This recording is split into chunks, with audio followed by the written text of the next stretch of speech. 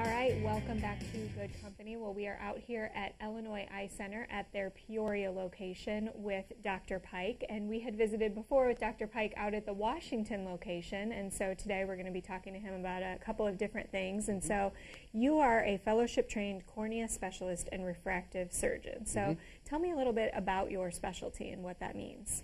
What that means is after I completed my residency training, I did an additional year under the direction of my fellowship mentor at Ohio State, doing specific focus on cornea, external disease, and refractive surgery training to be more specialized, especially with what we're going to talk about in terms of corneal transplantation.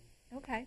And so what is a cornea transplant? I think a lot of people probably have kind of a sci-fi type of idea in their mind. So tell us really what that is. For whatever reason, a corneal transplant is basically replacing a patient's cornea with either partial or a full thickness cornea from a donor. Okay. And so why would someone need that transplant? There are various reasons as to why someone would need a transplant of the cornea. Oftentimes it can be an inherited disorder, something that they had passed down from family members. Okay. Occasionally trauma would necessitate someone needing a corneal transplant. And sometimes patients, because of maybe numbers of surgeries that they've had on the eye, their cornea isn't as healthy as it used to be. Okay. So those are some of the main reasons we may see the need to do a corneal transplant. Okay, and so our viewers probably also want to know what happens during that procedure.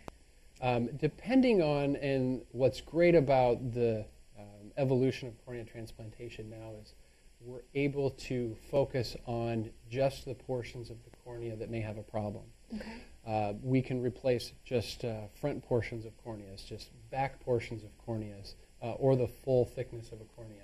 And so during the procedure, as to depending on what kind of transplant is indicated, we're able to potentially remove as very little as possible or as much as we need to from the patient's cornea, and it can be a full thickness portion of a patient's cornea.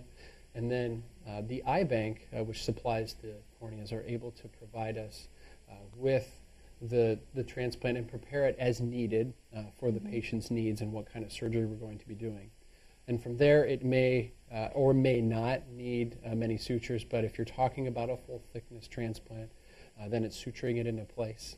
Sometimes we use air bubbles and things in the eye to help hold corneas in place.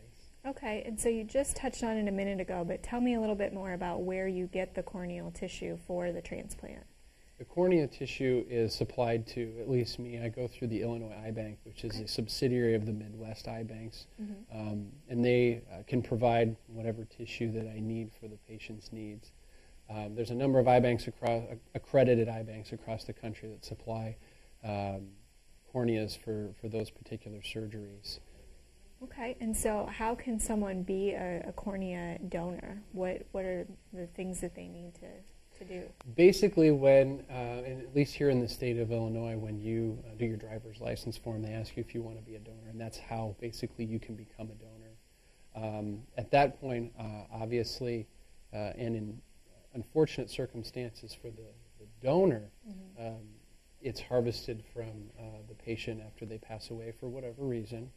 And then the tissue is quickly harvested and prepared for the needs that I need from the eye bank.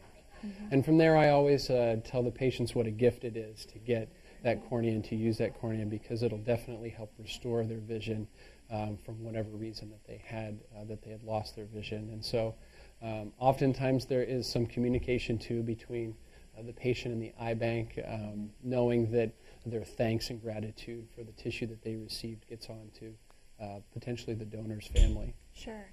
And so it's really important for that. Is there a great need for that? Is that something that people just don't think about? It is a rare circumstance, at least these days, that we come to need a tissue and not have it available. And that's a really good thing for patients. They many times and very seldom would they need to be on any sort of waiting list like you would think about many other transplants. So it's certainly a tissue that is very available. So when we have surgery scheduled, it's a very exceptional circumstance that they would not be able to have the surgery. Okay. Well, Dr. Pike, thanks so much for joining us again. And for any other questions our viewers might have, they can certainly go over and visit illinoiseyecenter.com, or they can also call to either the Peoria or the Washington office, and that's 243-2400. And thanks so much for joining us, and stay tuned. There's more good company coming back.